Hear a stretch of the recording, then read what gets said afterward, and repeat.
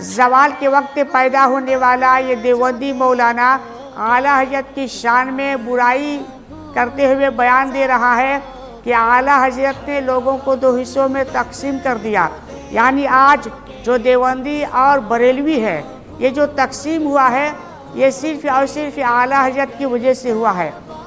جبکہ ان کے مولانا اشرف علی تھانوی نے نبی کی شان میں گستاخی کی ہے، نبی کی شان میں برائی کی ہے، اس کو بیان نہیں کرے گا، اعلیٰ حضرت کو بیان کرے گا کہ اعلیٰ حضرت نے لوگوں کو دو حصوں میں تقسیم کر دیا ہے. آپ ذرا ان کی بیان کو سنیے.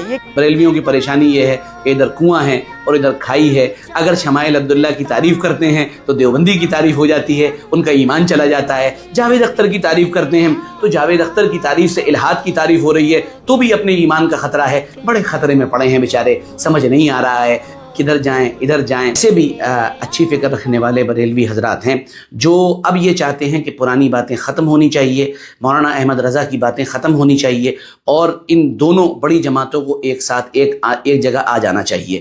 میں آپ کو یہ بات بتا دینا چاہتا ہوں کہ مانا شاہ قادری نے مولانا احمد رضا خان کی جو سوانح لکھی ہے اس میں یہ بات کوٹ کی ہے کہ اعلیٰ حضرت نے اتنی محنت کی کہ اس بر صغیر کے اندر مسلمان دو حصوں میں بٹ گیا.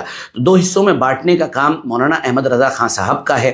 انہوں نے دو حصوں میں لوگوں کو بانٹ دیا. اختلاف اگرچہ اوپر سے چلے آ رہے تھے وہ ایک الگ موضوع ہے، اس پر